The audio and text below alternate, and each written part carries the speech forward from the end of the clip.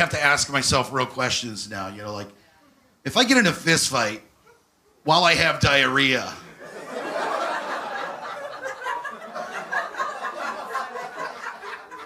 who is the real loser in that situation? Right? Is it the guy fist fighting the guy who shit his pants in a fist fight? Or is it the guy who shit his pants in a fist fight? Because every fight goes to the ground. You know what I'm saying? Like, at some point, dude, we will be rolling around in my shit. Can you fucking handle that, dude? I know I can handle it. I've done it. But can you handle it, motherfucker? Because if not, let me drink my whiskey, do my cocaine, fuck my prostitute, and go home to my children like a good father. We're about to cause a ruckus with the community. I got beat up by a special ed. Hold on, bitch. Hey, tell me if this counts as bullying. Even like in a silly goose time. I'm pretty cool, I think. He calls me Zaddy. Welcome to the Bad Neighbor Podcast. If you want to talk in the microphone. Are we live right now? Yeah. We're hot. We're just like, we're warming up, you know, like it'll start getting going, you know? Yeah, I used to run a bunch. I still love it. I mean, I miss it. I hurt my leg, and then I stopped for a while, and then keep that calorie intake, and I started putting weight on fucking massive, dude. Yeah. Because, I mean, when you're running 7 miles a day, like, I ate a lot. You ate like dude. you were running 7 miles a day, but you were walking. But I was just on a couch, you know, for 7 hours a day. turning into Tony. I'm fucking, yeah. And then I got up to like 310 pounds at one point. What's your heaviest weight ever? 310. 310. That was about 8 months ago. Really? Jesus. Yeah. That's I not look that back bad. at I some know. of my YouTube videos. I'm like, fuck, dude. Oh, you look at yourself. You're like, Gut, man. I'm fuck. like, damn. Dude. I carried it all in my stomach too. So. Yeah. And you're all wondering, I was like, why didn't nobody Julian tell agreed. me? He's like, yeah. Oh, everybody told me over and over again. Every open mic, that's all I was ever told was how fat I gotten. I just didn't believe him. I was wearing a. So I started wearing maternity shirts. What do you call A it? muumuu? The fucking point guard for the Lakers back in the day. Not point guard. Derek Fisher? Yeah, Fish. So I was wearing a Derek Fisher jersey once, number 2, and I think Eric Lopez. He's like, "Is that your type of diabetes?" That's a pretty good one. And I was like, "Ah, fuck." Anthony, hit You know, these and then- headphones up a little And bit. then Which mic Ben's is this? always fucking. Number one. Okay. Yeah, hit the headphones up, though. Okay. All right. So this is Jeremiah Nation, guys. Give it up for the great and powerful Yeah, let me. Jeremiah Nation. Powerful, like I'm the Wizard of Oz. Yeah. Oh wait. Oh No. shit. There, Jeremiah Nation. There he is. Oh, there it is. There he is. Jeremiah Nation for the people. Hanford's greatest comedian, guys. The greatest show to ever come to Hanford. well, dude. until you Little guys Brick showed up. Theater. Until you guys came along. Changing the fucking game. We're going to do comedy like you've never seen before. Shout out Open AI. This place dude. has never seen comedy before us. Have you ever laughed before? You gotta check this show out. It's Yeah. like- If you've ever wanted to laugh but been disappointed by the guy before us. This is the show for you. Yeah, dude. Shout out ChatGPT for that write-up. That was No, awesome. that's funny because Nathan was telling me how that that was just Chat GPT that wrote it. I was Yeah. like, fuck, really? You were Now I arguing feel with the even robot. stupid. I was dog. literally mad at a fucking AI already. And what- And then So it but you begins, know what's dude. funny is that gave me an idea. So when I do like Facebook posts for the brewery I work at, like we got food vendors coming out, I'm always like, Chat GPT, write this advertisement for me. exactly. You guys gave me the idea on that. Yeah. Yeah, because dude, that shit. I do that now. If you look at the Woke Comedy thing, like some of the shows that are out there, I just ChatGPT that bitch. I'm like, write Yeah. something. Come on, come on. Well, I like never thought of that. Yeah. dude. like a it's 1920s Yeah. newspaper boy and shit. Some of it's like the most corny Countable. shit. Yeah. Heary. Yeah. It's like, yeah, there's no way I would write that way. But I- I want to try to write a book using ChatGPT, like just chapter by chapter. It Like would a- just be a bunch of like misspelled words and like innuendos and shit. Extra fingers. They say stupid shit on there like Enigma. Big titted anime girls. No, they use like weird big words like synchronicities or like cacophony. And Just they're like all, that motherfucker's too retarded to use that word. basically, it's, There's no fucking way. They that write it. They fucking write monkey. like they're trying to fill a word count. That's what it writes. Like Oh, no yeah, matter yeah. how long it is. like it's fluffy. It's Right. like fluffy, It's extra when you got, fluffy. It's when you're when you're taking an English class and they're like, you have to have a 1,500 minimum essay, Yeah. and you're like, and then I decided that I would get up and go to, it's like, It's like extra. you're watching the word count as you're typing in the corner, like, come on, motherfucker, we can get there. The only thing you're trying to see is like cross the street and it's all.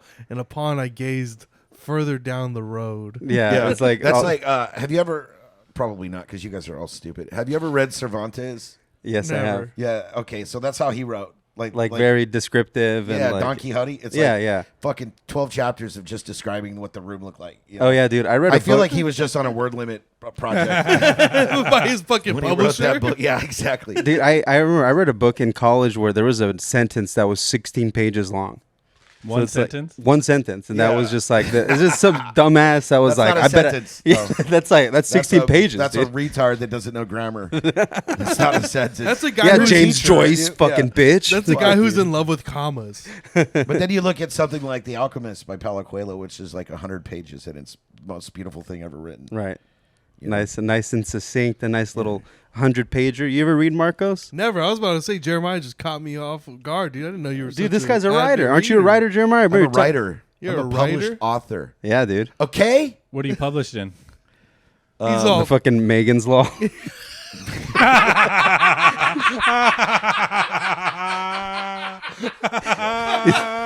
Court documents. Yeah. He's all. Yeah. County? I'll Dockets, published under 4 divorces. Subpoenas. I've been published in several subpoenas and restraining orders. That's funny. So yeah, I'm pretty well read. Where do you published by? Like you wrote a book?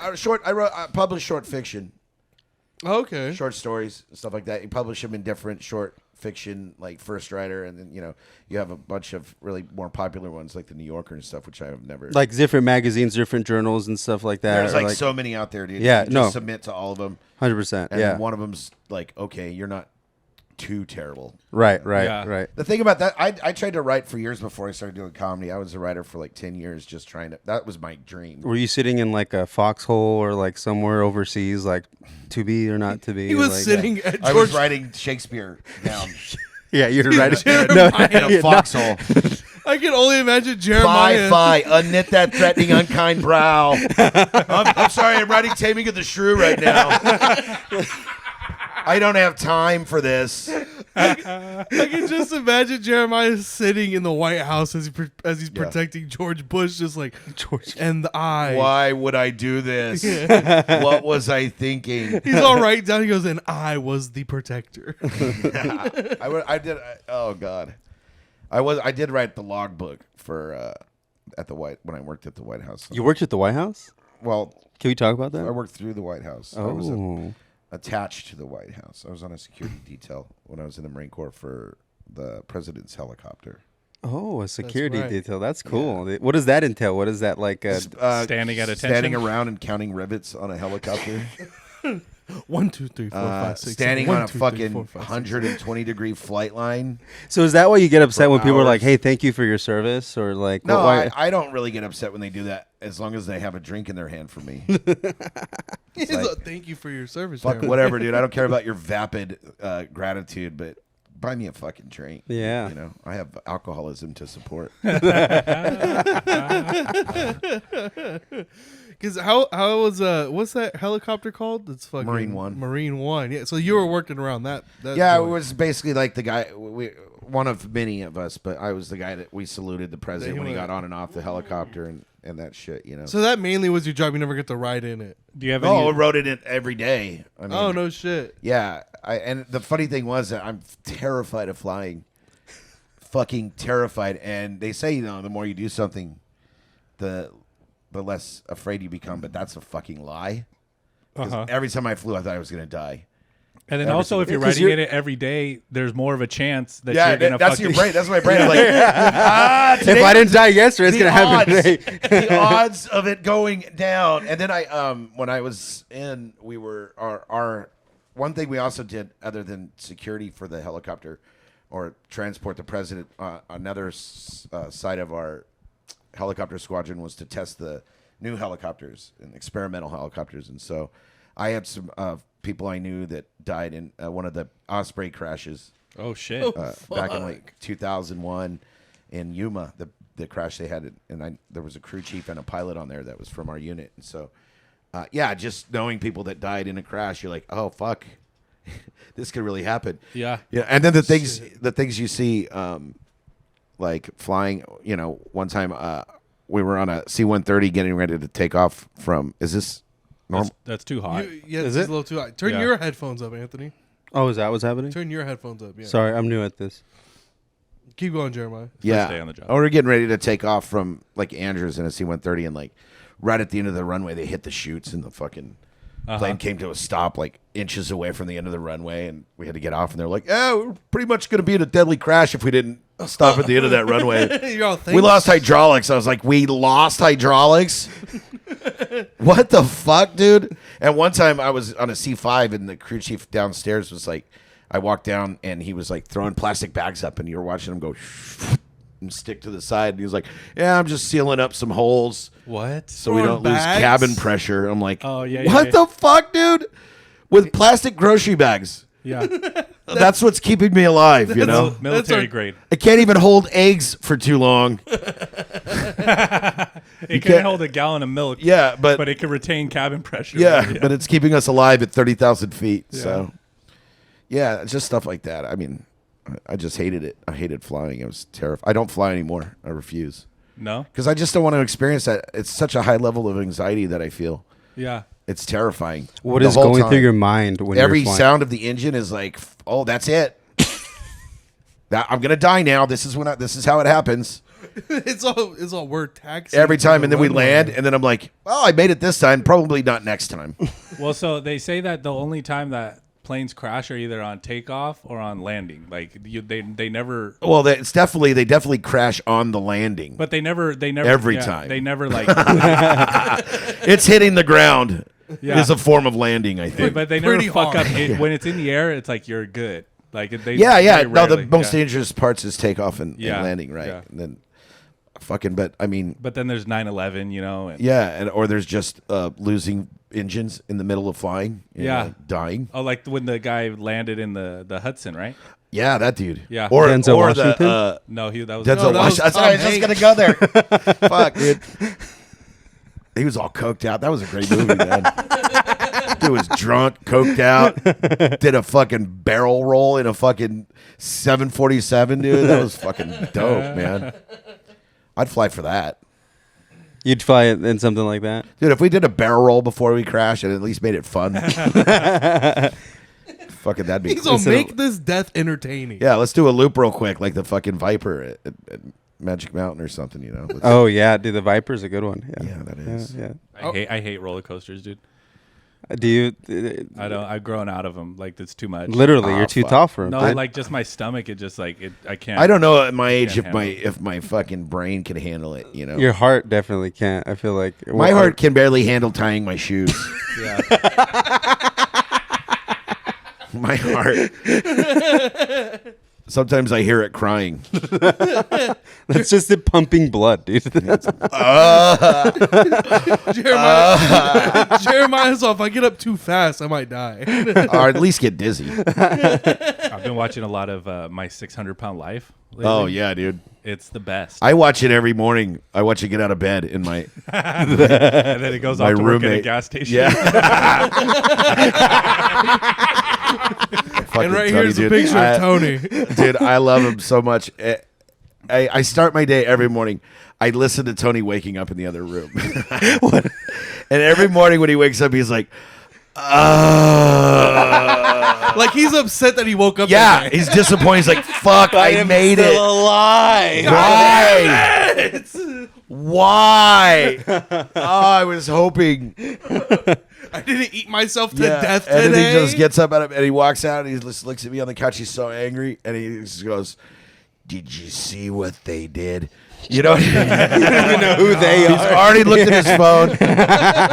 He already hates something. He's like, did you see what they did? Who knows who they are?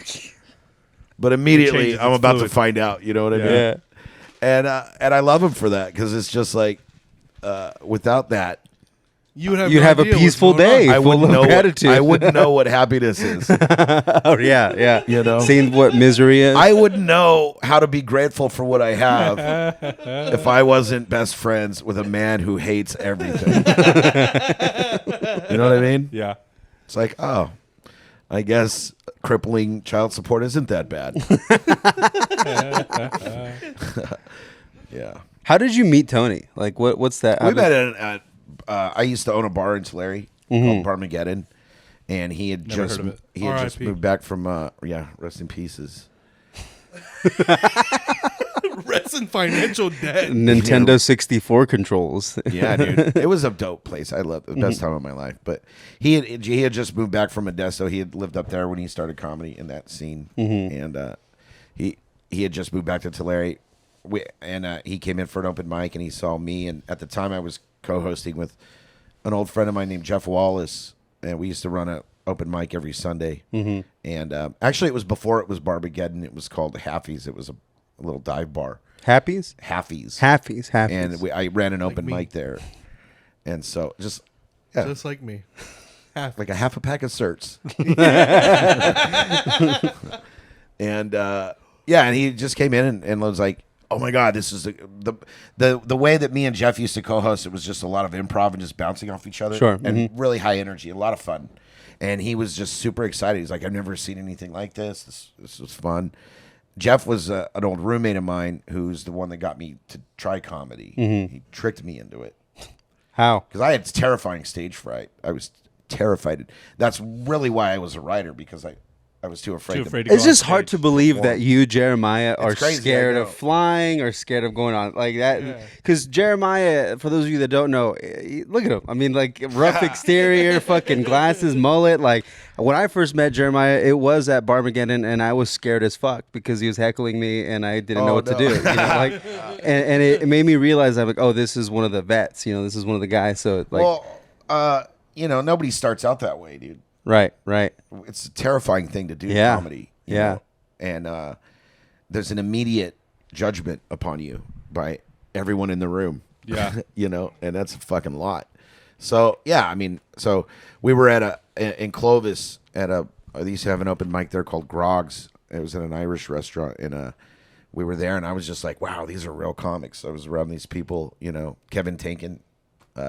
Is now, He's in LA. with Bruce Gray, right? Right. And he's co-producing a podcast with Eddie Pepitone right now. Yeah. Oh fuck yeah! I was about to try to figure out who he features for. Right. Yeah, Eddie's my absolute favorite Right. living comic, dude.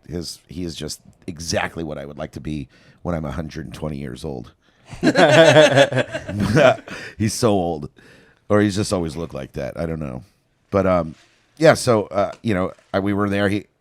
Jeff had been doing comedy and failing for a while, and we were roommates, and I was just cringing thinking of this, having to go watch this, and we were there, and about half an hour after we were there, he came up behind me and goes, "Oh, by the way, I put you on the list. You're next." And I was that's a good "What first the time fuck?" right And he, there, and he dude. goes, I go, "No, I can't do this, dude." I was like, "So," and he goes, "You're a Marine, aren't you?" That's And I said, "Yeah," and he said, "Are Marines pussies?" And I was like, "God damn you!" I got your ego right there. Had you been flirting with had you had 5 minutes in the chamber thinking well, about see, it? the You've good been thing- writing or something, right? Well, the good, fiction. not really, no, Writing but fiction. I had been bartending at that point for about 10 years, and so I had just already had stuff off the top of my head that I would say to customers, and so I just kind of went with that. And the first joke I told, I just fucking got these two guys at the bar. I remember that their backs were facing everyone all night, and they were talking shit. They turned around, both looked at me, and just started laughing. And I was like, "Oh, I just fucking did heroin."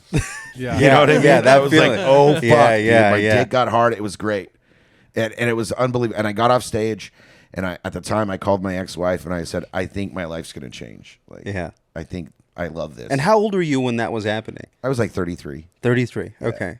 I got into it late. Right. Yeah. So and I haven't missed at least a week. So before that, you were just bartending, kind of just Struggling as a writer for years, submitting short fiction to different publications. right. I always wanted to write. I was, I think 9. I wrote a letter once to Stephen King, and I was like, I want to be you. When you were 9? Yeah, because I Stephen read King Cujo. getting that letter? Because I had a paper route. Just masturbating. Dude, It's like you spelled the he was wrong. he was on cocaine then. He couldn't get a hard on. He was in the middle of writing fucking Dr. Sleep when you said that. Yeah, exactly. Yeah. Through the thick of his The depression. library He's policeman. like, who's Yeah. Jeremiah Nation? I'd like to think that he based the kid in library policeman who gets butt raped on me. Based on your letter. No, but I had a paper out when I was very young, and I bought a copy at a yard sale of Cujo. Oh yeah. And I learned to read when I was very young too, so I was an avid reader, and I read that book, and it fucking terrified me. It's a frightening book, and For a young kid. the boy in the book dies at the end. He doesn't live. Spoiler alert. Yeah, dude. thanks. I know you guys were man? gonna I was probably in read the it. middle of reading it. Yeah, Had no idea how it ended. you were in the middle of reading it like. He was trying LeBron to sound James is out in the middle of reading Malcolm X still. Every time they show him reading that book, he's on the first page. Anyways. Cool. And so, yeah, I just was like, fuck, man. I remember even at that young age being so impressed about how afraid I was that I wanted to be able to do that to other people, you know? So, That like write something to get that emotion out of yeah. someone. And right. then at one point when I was young, I went through a little crazy time. And so they had me, talking to a therapist and when I was young and part of my therapy was to write a letter to him. And I expressed that I wanted to be him. And so this was in the late 80s. And he was very much on cocaine then. And so he wrote me a letter back. No, really? Oh, shit. No And way, it was dude. not the kind of letter that you would write to a 9-year-old. It's all shut It was the like, don't fuck trust up. the movie industry. They'll ruin your art. You're lying. No shit. No, I swear to God, dude. He's all, I brought it. There was I brought a whiskey Yeah, I brought stain it. in the top and shit, Hey, blood. It's not even from Stephen King. It's his dad. It's who his wrote publicist. It. You know what I mean? It's a guy who works for him. Is You're like, trying to peel it up, they're sticky and shit. fuck that, dude. I remember being like, I can't wait to see Lawnmower Man. And he's like, my book had nothing to do with what that movie is. Like, you know what I mean? I'm like, okay, fuck. Sorry, dude. That's kind of just- gangster though. You got Like, fan mail from a writer, dude. That's like, That would be nice if he wrote me now and was like, I am very disappointed in you. So you said he's you were like, hey, gonna- Jeremiah, I just saw your So special. you said you wanted to be like me. You're nothing like me. Just so you know, He's like, you're too happy. you will never be like. By the way, he's a communist, I think. So like, definitely not a good idea to be Yeah. like him. I don't know. So the letter was just telling you, it was like, don't fucking trust movies. Yeah, Fake just it, like yeah. totally fucking adult advice. Very good advice, probably. Yeah, now that you read it today, you're Own this the was rights to amazing. your shit, dude. Like, okay, sir. Don't sign shit without lawyers present. It's just like, Don't be alone in a room with Harvey Weinstein. It's all it's I always had to do shit, man. I was like, oh. never consent to the search. What? I was disappointed in Christine. Yeah. So anyways, yeah. I tried to write for years, but that's a hard avenue to get into because most of these guys are highly educated. I'm more self-educated, kind of an autodidact. I seek knowledge through my own means, and so you got to submit your writing to these people who are reading it, who obviously already think that they're better than you. yeah.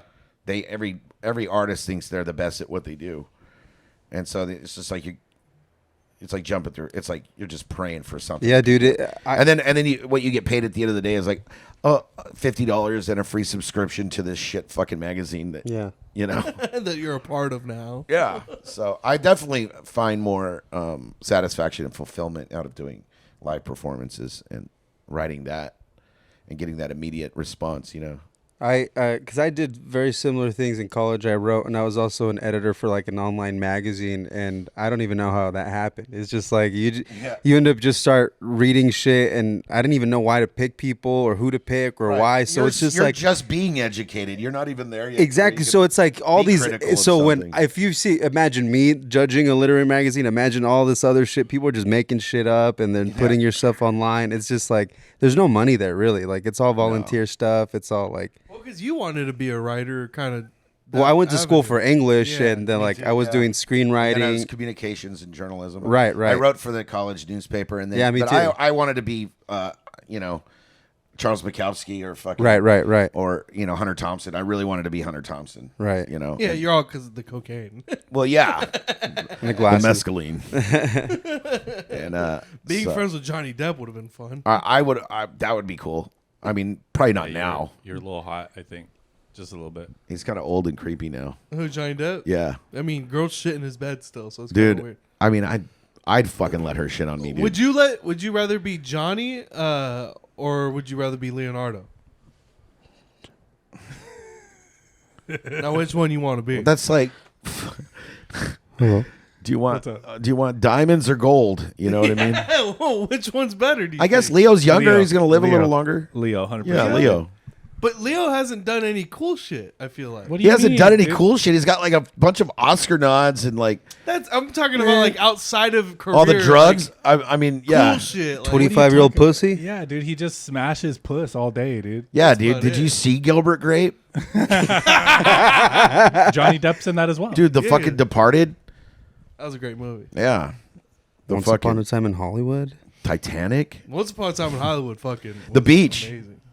Have you guys watched The Beach? No. Oh fuck, that's like one of his best movies, dude. It's fucking great. It's like he discovers some secret beach off of Fiji, and where these people are all living, and it's like marijuana farms, and they're hiding out in this cove that they're living in that nobody knows about. And it's this community that they built. It's fucking gnarly, dude. It's a great movie. It's like a horror One of them movie? finally gets bit by a shark, and they don't want to take him to the hospital because they don't want anybody to know where. They're at. So they just let this guy get infected and start dying over weeks, and you could hear him scream. They end up moving him away from their camp, because it's bothering them that he's dying, and he's starting to stink, And so they move him like away. They could just hear him screaming off in the distance while they're having these like social parties and stuff. It's fucking wild. So what were they doing with all the weed? No, there was a local like Thai or Fiji people that were growing weed on this island. They were like drug lords, Oh, and so yeah, they yeah. weren't allowed to go in that area of the island. Yeah, but yeah, they left them alone in this one spot. Okay. It's a fucking great. I would recommend watching that movie. Beach. That's a very early Leonardo movie. I think it's like 99, 2000. Is he the guy in the Rounder? Is he the Rounder? Or is that That's who? Matt Damon Oh yeah. and Kinda like this. And Edward Norton. Norton. Yeah. Yeah. Edward Norton plays a piece of shit in that movie. Yeah. Well, you ever see the one where he played the retard? Edward Norton? Yeah, the score. The Death of Smoochie. Oh. The score was him and Robert De Niro, and he pretended to be a mentally retarded person as a means of getting into this bank to rob it. Dude, it's fucking gnarly. Oh, so Like, in the movie he's he pretending to be Yeah. retarded. right? That's awesome. Oh shit! Yeah, Like The Ringer Like the Ringer. with Johnny Knoxville. Yeah. He's all just the imagine, fuck do we just get like ice the cream? Ringer, just exactly like the Ringer. but replace the gold medal with a bank. Oh man, I always Imagine- find the pitches for it, right? It's all right. So we're at bank heist movie. Okay, I'm in. All right. It's all right. Main character, he needs to get in somehow. What is he? Is he like a mastermind or like a cat burglar? No. No. He's gonna act retarded. you have to act retarded. Yeah, I'm in. Deal. Yeah. He went fucking. What is it like? Do you go full retard?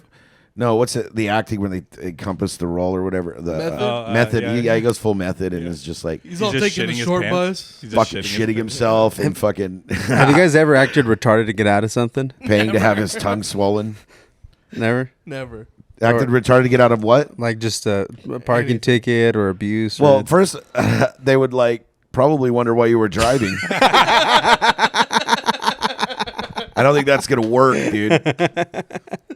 They go, oh, sorry, sir. I didn't realize you were retarded. Like that. Carry on. You started hitting yourself. You didn't know we gave these things licenses. Yeah, carry on. They tase you. he bit me. You know he's fucking strong. Tase him. He's got a gun. Hurry before he hugs us. He's drooling on me. Squeeze so tight. Oh my god. So where are you at? You at now, Jeremiah? You're into Larry now. Yeah, it's Larry, California. It's How often do you go up now? Dairy Town. Go up where? Like doing stand up and shit. Right now, it's been a couple weeks, but I've been writing a lot of new material. So since I recorded in the special, I've been trying to just start writing a new 10 or 20. Getting there. And so I've had a lot of great ideas, and you know, for the 6 months leading up to the recording of the special, I was just strictly doing that to get all the timing down, to get, you know, memorize the order of the set list, to get everything perfect. So I was just hitting headlining spots up and throughout the valley.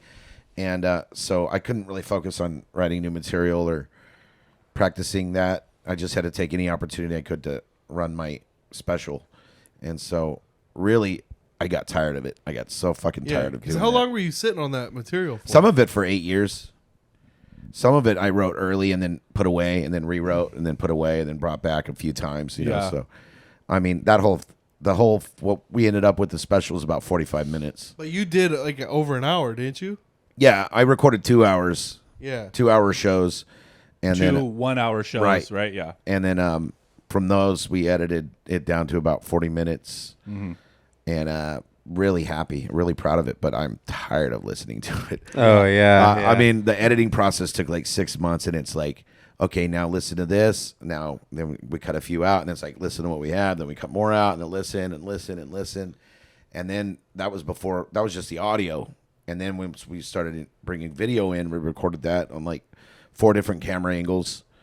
And so then it's like looking at all the camera angles and deciding which bit, which shot angle to to use. use, where to cut, you know, when to put in audience reactions and things like that. So, and then working with the editor on that back and forth, and it just took forever. And What's one of the things that you learned most about like filming and recording your special and the whole process? I have really good friends because I did very little, and it was the whole thing was produced for less than $800. Oh, and that's paying a cinematographer who did a really great deal. His name's Robert Foster. He's out of Chicago. He has RF39 Productions. He was fucking great, dude. He was. I met him about a year ago. He was filming a commercial for The Well, and he was filming us doing our mic, and he sent me a clip of what I did that night, which was just roasting a couple of hecklers, and it was like really well shot. I really liked the quality of the video, so I hit him up and I was like, "Hey, I'd like to use you for, you know, filming my special." And he's like, "Well, I'll be in Bakersfield on this date," and worked out a deal just for the, you know, perfect. Yeah, right. To get his name out there. And so it just worked out perfectly. And then, you know, the editor was one of my best friends, Mad Samke. He's a musician, and he was a co-owner of Barmageddon with me, and he has just really good editing software.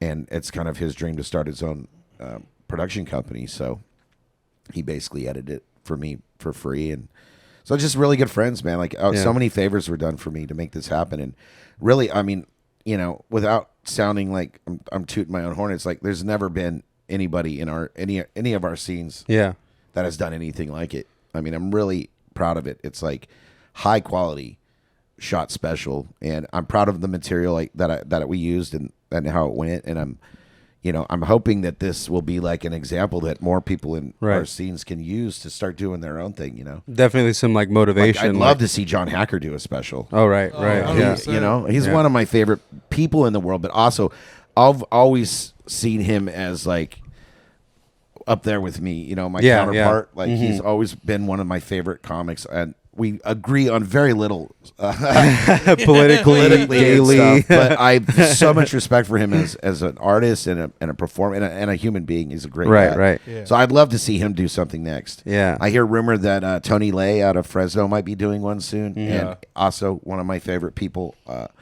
Great guy. I've watched him start at the very beginning and come up and be very successful. So, you know, there's a lot of people you could go through. Flail, Betts, you know, all these guys. Boydson should absolutely have a video special by now. What's crazy is listing all those names and thinking about those kind of comics. Like, dude, they're all so different.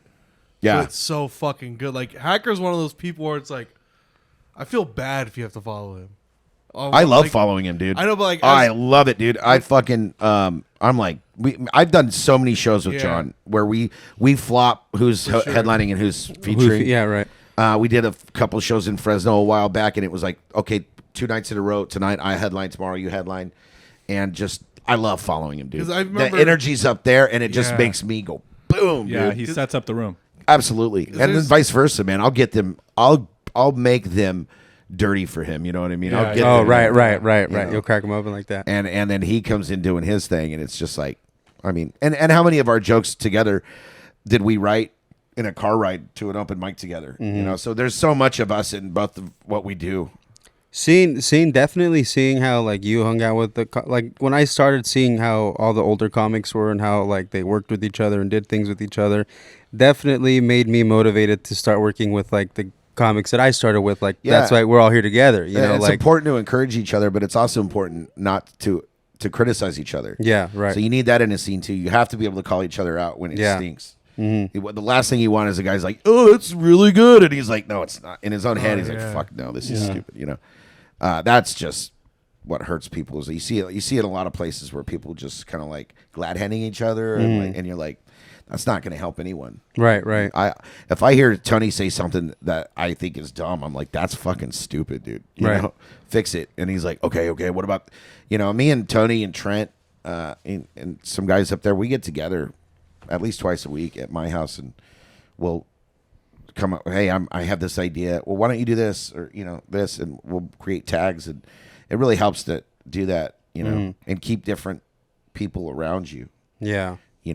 So different styles, different perspectives, and you can come up with some pretty fun shit that way. What would be something that you would advise like younger comics like starting out in the mics today, like in our little scene here in the Central Valley, whatever, if they wanted to do a special or if they're just thinking about being a headliner like you, or what are some little things you tell someone that's doing comedy in the Valley? Like just keep writing and keep doing and keep changing it.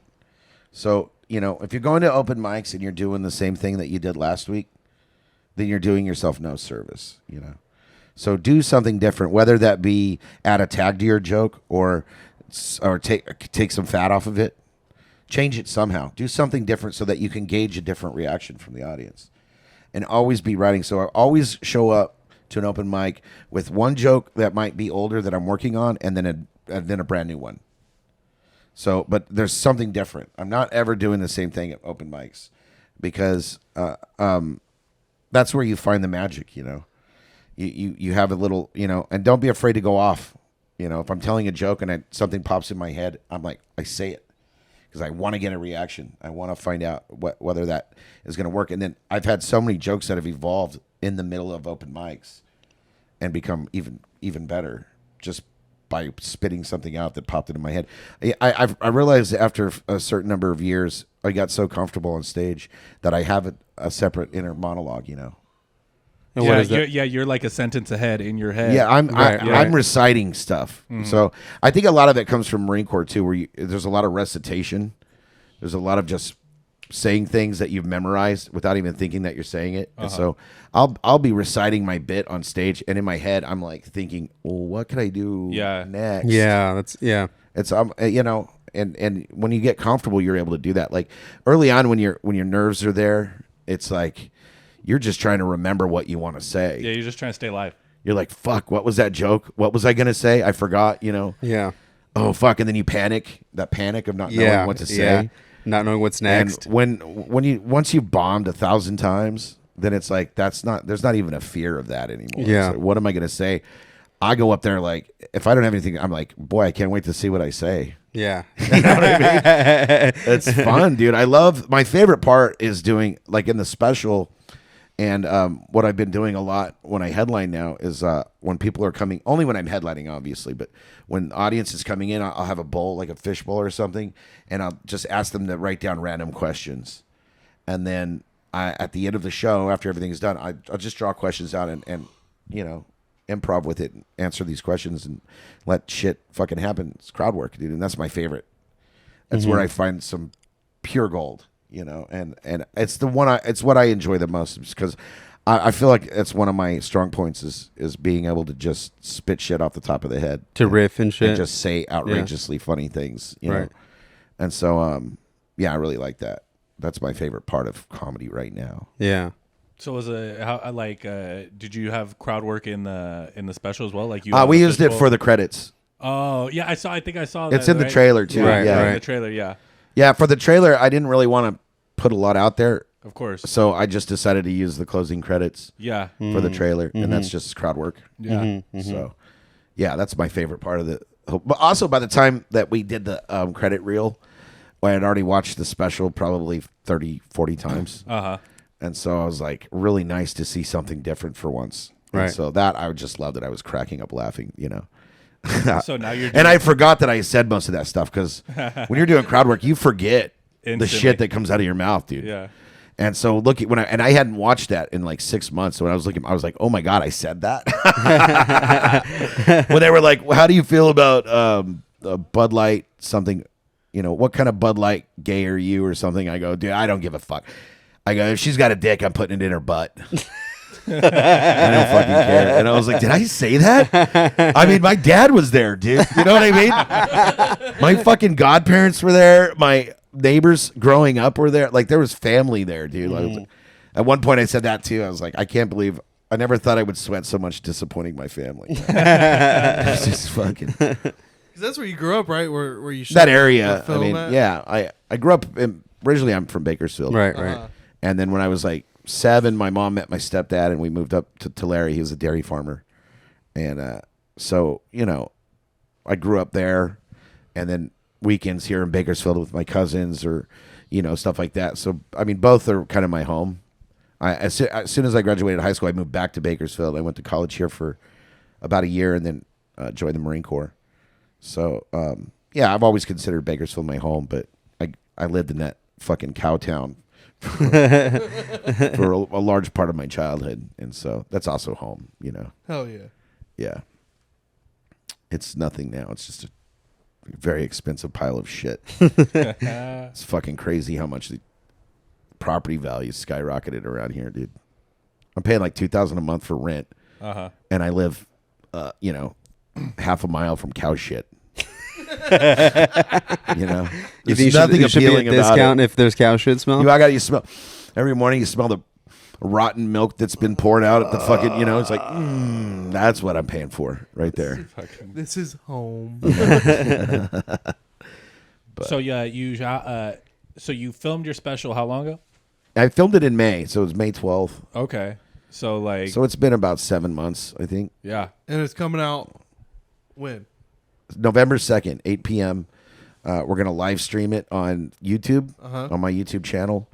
I have a website, so you can find the link on that on my website, jeremiahnation.com. We'll have the link down here in the description as Word. well. And I'm gonna live stream it on November 2nd, and everybody will be able to watch it at the same time.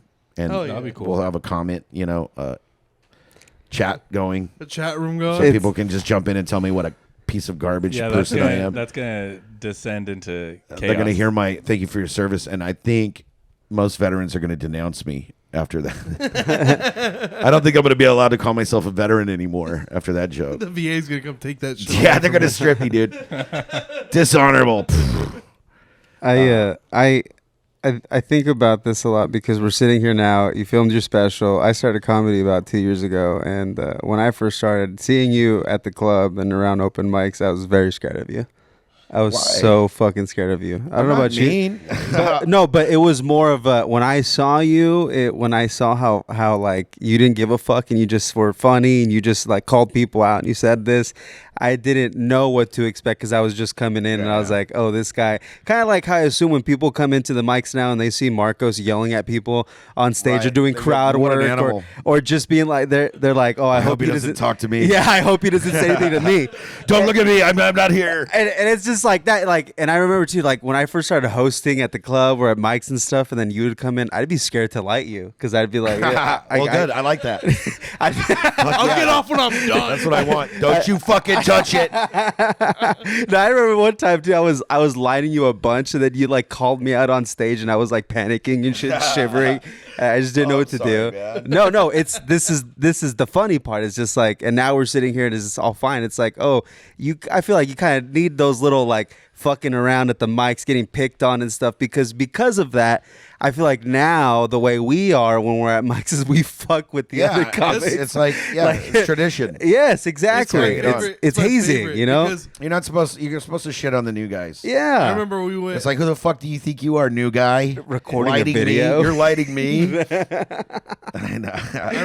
I remember, but you guys. So I remember seeing you guys for the first time. I think it was Rocket Shop or something. or Glitz or something. And yeah, well, it was Glitz. Right. And, Rocket Shop. And you know, in that place, in that room, was one of the ones where I was just always in my element. Right. I was so comfortable there because I started, you know, I mean, Bruce Gray was one of the first guys. We started about roughly the same time, and I met him very early and really just fucking loved the guy. You know, just wanted to be around him. And so, you know, we would come to the mics down here, and he had Bruce Gray was originally doing the Rocket Shop. Yeah. And then he passed it on to Dan Betts when he moved away, and so I just came up in that venue, you know, and I felt like in my element. So when I would show up there, just fucking around with you guys, like, you know, that was kind of just me, like, being in my element. Yeah, dude, and I having think fun. I was never nervous in that kind of right. And for me, I wanted that. I wanted to be like you and just like, you're so fucking comfortable here. You're just here. You're a comic, and you're not tripping about anything. And now look at you. Exactly. That's what I'm saying, dude. I'm no better at all. Dude. But I mean, mentally, physically, I feel like I'm not scared like I used to be Yeah, because that's the whole of process, dude. It's like people are always asking young people, not that I'm wise or anything, but you know, they're like, well, what can I do? And it's like, just get up there, dude. Just keep getting up there because you have to get used to it first. You have to get comfortable. You're never going to be, you know, you have to be comfortable in order to be genuine. Yeah. And the audience is not going to really embrace you until you are genuinely who you are. You know, like you have to be believable. And when you're up there shaking or just, you know, not stuttering over words or whatever and it is, shit. dude, Looking or just up at your trying next, shit that is not you, being not you, trying because you try all kinds of different things. Yeah. Yeah. And it's not until you find out how to really be comfortable that you can be genuine, and then you can really enjoy it. You know? Yeah. Yeah, because the crowd could see through that shit. They know when you're being disingenuous. Yeah, and it's not to say that I don't eat shit, but it doesn't really happen very often these days, and I'm enjoying that, you know, because I'm just, you know, well, it's like Patrice O'Neill, you know, killing's easy once you figure it out, but it's just like being honest is hard. Finding out how to be genuine is hard. Yeah, that's a hard thing to do, you know. So how much time do you think you have right now? Like, is like brand new, like. I wouldn't even say that I have any. Yeah. I mean, I have about darts. 5 or 6 really good new premises that I'm working on. Yeah. No. Yeah. I saw you went up at Tumblr and it was good. Yeah.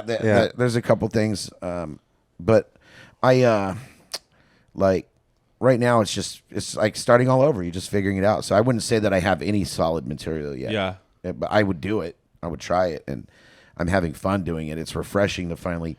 It's refreshing to go on stage and not know what your reaction's going to be. Again. Right. You know what I mean? To find it again. Yeah.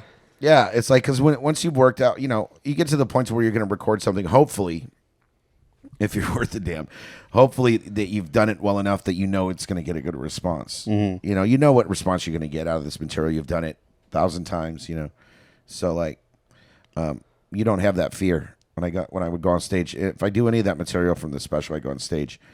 There's no fear because I know what to expect, and that doesn't mean it'll always happen, but you're really surprised when it doesn't. Yeah, you know what should happen. Right. And so when you're going up there and you have no idea, it's like new. It's like, oh, man, are they going to hate me right now? Yeah. Oh, my God. I can't wait to see, you know. I look forward to it, but it's like exciting. Yeah. You get that fucking adrenaline rush. You know what I mean? You get that fucking pump again, dude. It's like that fucking drug, you know? Yeah. So, I'm enjoying that. But I wouldn't be able to tell you what, maybe 10 minutes. I could do 10 minutes of new material probably. And that doesn't mean it'd be great, but, you know. It would be 10 minutes. Yeah. But I do know how to keep time. So. Oh, man, I'm really glad you put it out because I remember seeing it and I was like, damn, dude, it's like good shit. Like, it's pretty much polished up. Like, it's ready to go. And I'm glad it's finally getting out there. And I'm glad I feel like you're going about it the right way. We're all, that's retired shit. Now I'm still doing that shit. It's not retired. I don't believe in that. Like, if I'm going to go to a competition, I'm doing my A material. Right. Dude. Nobody fucking knows that. 20 people are going to watch that special. You know what I mean? I'm going to do whatever the fuck. I'm still going to do my when I'm being paid or I'm doing a headlining gig. Right. Or if I'm doing a competition or I'm somewhere out of town and I want to impress people, I'm not going to fucking do brand new shit that I don't, you know what I mean? Like, Right. I'm going to go to my A But material. you're already working towards some like newer shit. Yeah, I mean, I want to evolve too, though. So like a lot of the material in the special is, you know, there's a lot of shock to it. There's not a lot of thought to it, you know. So like I want to start writing better.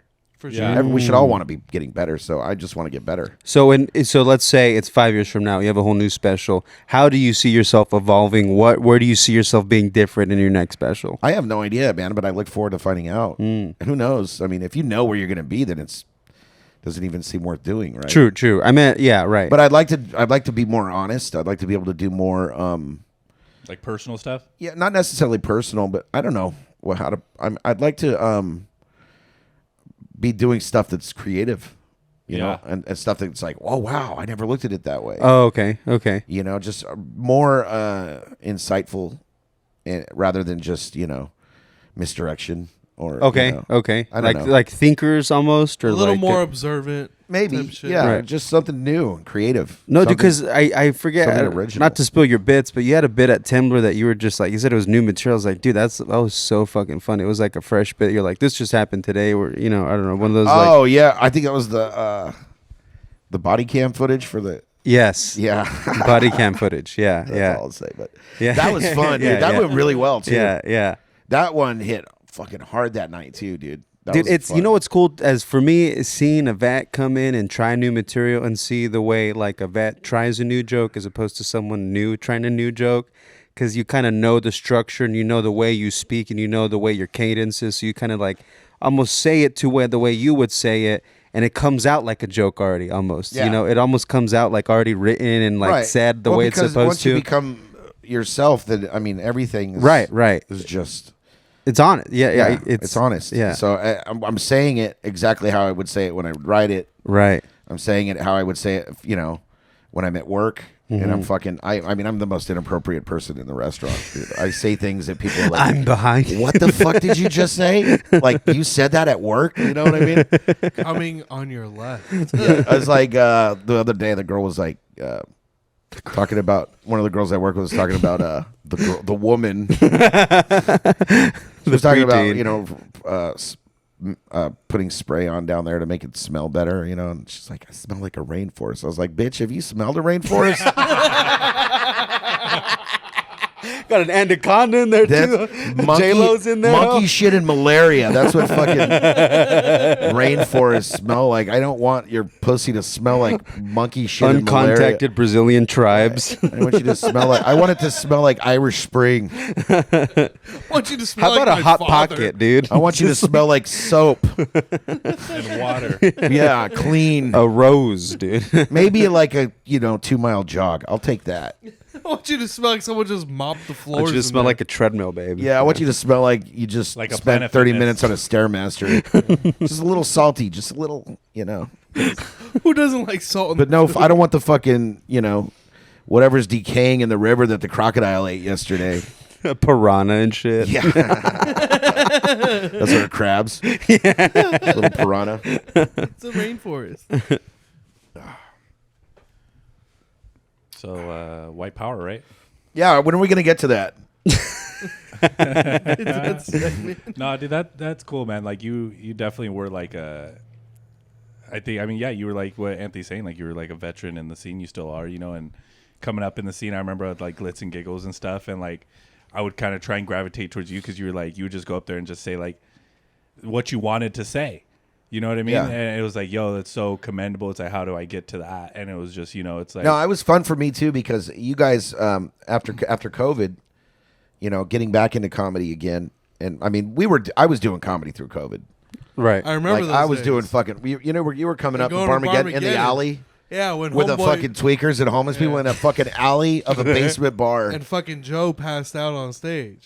Dude, he went into a diabetic coma on stage, but Yeah. before he did, he goes, Joanese? no, Joseph Humphrey. Yeah. Oh, yeah. He goes, you guys want to see something crazy? And then he fucking passed out. It was like he set it up. It's like he knew it was coming. Yeah. And when he passed out, his head fucking bam smacked on the fucking stage, dude. Bounced. Respect. And he laid there going.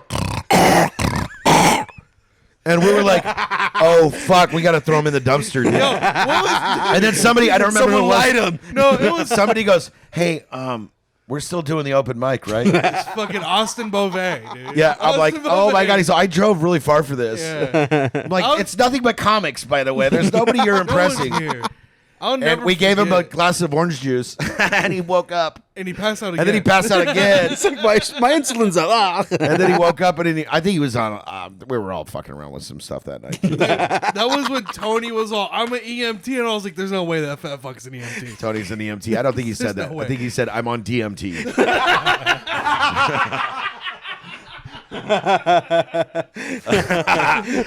Oh, the drugs in that place that have been done over the years. I watched John. I'm not going to say it. Never mind. Don't cut it out. So here's John Hacker drank cut it out. Keith Ray's piss once by mistake about out of that. a growler. Keep it in. They were trying to trick Tony into drinking it, and John thought he would be fucking a tough guy, and go, that's mine. And he grabbed the growler and he threw That's it back. hilarious. And I watched the like Dumb and Dumber. I watched the lump in his throat go up and down at least twice. So, big gulp, gulp, gulp, and then you see his eyes, and he realizes what's happening, and he's like, and he goes, no! And we tried to stop him. We were like, no, John! And then this other guy sitting next to him was just some guy from the audience who was back there with us. He goes, I want some, and he started chugging it, and then John just fucking all night. He's like, oh God, I don't think I'm ever gonna recover from this. He's like, there's not enough cocaine in the world right now. That's what made him buy. He was so bad. It turned him. Yeah, how brave of him, by the way. Can we commend John Hacker's bravery for 2023 coming out finally as bisexual, the most boring gay that you can be? No, I love like John. pussy and dick. that was during that COVID time going to Barmageddon. That's when I learned like who you were. I was like, oh, and then that's when it was like real. Where I was like, Jeremiah's like a nice guy, and then hearing like these people like their experiences when you first came out here, it was like, dude, Jeremiah's like he's kind of scary, and I was like, Hey, I That didn't say dude's- you was scary at all. Dog. That's Anthony. That was like- yeah, I said that. Bobby, pussy Bobby, right and here. like all those guys. I'm like, all the new guys were all, oh, dude, that dude's a little intimidating. I was like, it's Jeremiah. I was like, Yeah, I don't know. I mean, No, but I watched hey, him eat shit so many no. times. But Jeremiah, do you remember that night at Barmageddon where that girl played you off, or she cut your mic, and then oh yeah, dude. that was that night that you yelled. Oh, I fucking ruined her. I left. I was so mad. You fucking cunt. You don't control my fucking microphone. some Who the audience fuck are you? member Just because that you're was mad fucking at the him. bartender doesn't mean you get to tell me when I'm allowed to fucking talk, you dumb cunt. You don't deserve what I was about to do. And then I left. Dude, that was my first I was so introduction fucking to Jeremiah Nation that night. That's why I was like, She was oh, muting that my night? mic in Yeah. the middle of the open mic. Every time I was trying to say something, she thought it'd be funny. They had a little iPad that he left Yeah. sitting on the table there, and she was just hitting mute and unmute. And I mean, was- so that is kind of funny. I mean, yeah, right, yeah, yeah. If it was if it was a comic doing that, like okay, let's say someone was doing it. if it was anything but a dumb gash who was showing her titties to the bartender for free drinks, you know what I mean? Like if it was anybody funny, if it was any comic that was doing that, I would have laughed. okay, what if it was like she was doing it to Trent Babel who was on stage? Would you laugh at her? Hilarious. Would you laugh? Yeah, I would let him explode. Hey, my But favorite- Anything that's not happening to me, I don't care about. But That's my stance on the Israel-Palestine thing, by the way. I'm just like, at least they're all killing babies. You know what I mean? This is equality. Isn't this what we want? Everyone killing babies. Isn't that what we want?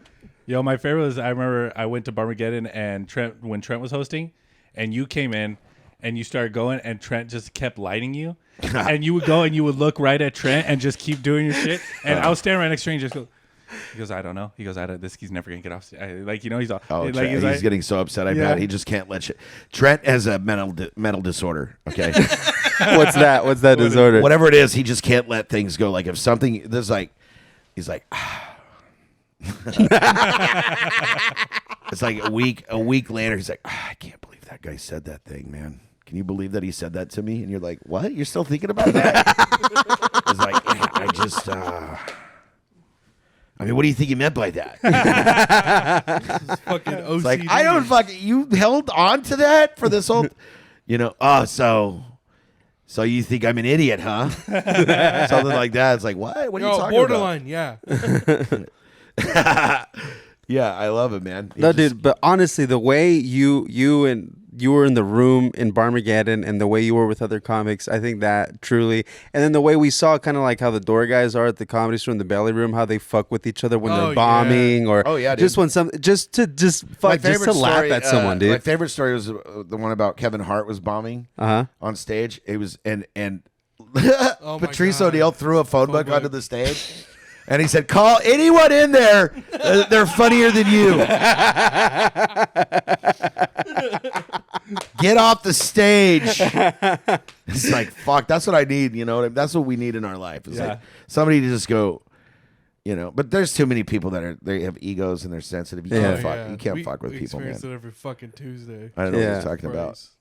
Huh? David Wells isn't even hosting anymore. No, I'm the host. No, I'm just all these fucking guys. I'm just making a dig at David. Please be funny. Please be funny. Like, what a terrible name for an open mic, by the way. Come on, please be funny. Like that. What a message you're sending to your potential audience. I don't know. It might not be. I asked him, please. I said please. I said por favor. Por favor. Just try it out. You know, I love that one. Just give it a shot. We'll see what happens. Give it a shot. Maybe you'll kill yourself tonight. Who knows? And the best is whenever someone bombs at the center mic, every time they go, try it out. You know. They go, oh, dude. You know what I used to love was Bruce Gray. When we would be sitting in the back of a mic in a room like Barmageddon or any of the mics, and he would start playing cricket sounds with his phone. When people would be eating shit, and I would just fucking die, dude. Laughing.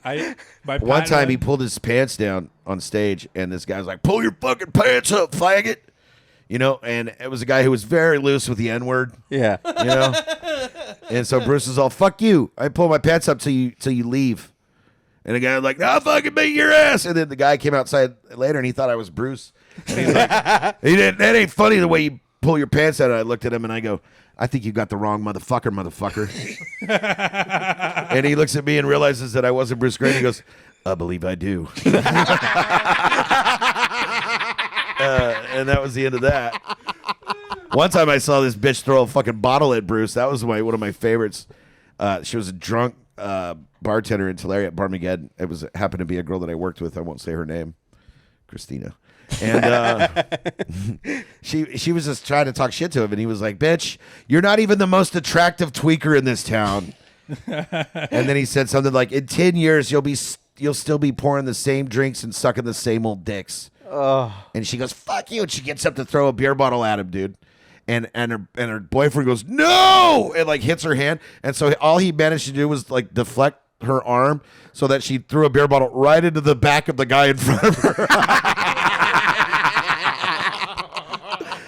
And then they carry her up the stairs screaming, "You motherfucker, kill you motherfucker." And they get her outside. I'm all, "You gotta go." And she's outside. She's like, and she does this like, "Okay, I'm good. I can go back down now." And I was all, "Bitch, you ain't coming back in here." Yeah. She's like, no, it's okay. Yeah, you saw me. I reset myself. I breathe. Like, that's exactly what I would expect a psychopath to do. All right, the voices are done. And we're back. And so the next week at the next, she just woke up and shit. So the next week at the next open mic, I had a empty plastic water bottle, and I got a Sharpie, and I got it all black on the outside, so it looked like a bottle. And I fucking came around the corner, just fucking threw it right at his face. Just empty plastic, nothing, Yeah. you know? And he was like, "Ah!" All post-traumatic. "Ah!" And then hits him. Dude, that's the One part. time, Tony Martin's, this might have been like 6 or 7 years ago, Tony challenged Bruce to fucking throw a dart at him and make it stick in his chest. And he gave him 3 tries, and Bruce couldn't make it stick.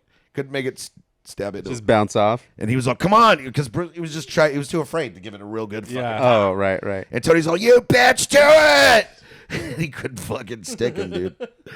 I was very disappointed in that. It's like the days. No, this is like fun though, because this is like what motivates me to keep fucking with the other comics, you know? Like, Yeah, if you got to ruin some people, man, you got to ruin their fucking hopes and dreams, because there are some people out there that deserve that, you know? There definitely are. You know, There's and- one guy I remember once when I was early running mics, and he was just fucking with everyone on stage. He kept talking, shouting stuff. He was very drunk. So finally, I convinced him to get up and try. And when he went on stage, I commenced in heckling him so fucking bad. Just, that's not funny. What you're saying right now, nobody likes it. And to the point where he started screaming, he's all, "Fuck you guys. Fuck you." He's all, "If any of you were good, you wouldn't be here anyways." And then he just threw the microphone down and ran up the stairs and left. Never saw the guy Never again. saw him again. Never saw him again. And I feel like I deserve that. You know what I mean? That was me. You got rid of him. That guy Doing a might have- favor to myself and to everyone else in the room. I hope you know that guy killed himself then. Yeah, good. I don't feel bad about that. He probably would have killed himself anyway. Yeah, if I that's mean, how close if was. he had to done it, somebody else would have. Yeah. You know? Good for him. Yeah. You just saved some poor person a murder charge, I guess. I Yeah. don't know. Yeah. Fuck, dude. All right. We got about an hour. Yeah, I think we're good here. Go This is ahead. a lot of fun. Yeah. Plug That was a your good special. time, Jeremiah. Yeah, what do you got to say? November Lastly- 2nd, 8 p.m. on the dot, live streaming on YouTube, Jeremiah Nation Comedy on YouTube, or jeremiahnation.com is my website. You can find me on OnlyFans. You can find me on fistsonly.com. Ex-hamster. Yeah. One man, 3 cups. One of them is blood. One man, 3 midgets as well. Yeah. Just check it out, man. Fuck yeah, dude. Yeah. All right. Peace. Bye. Deuces.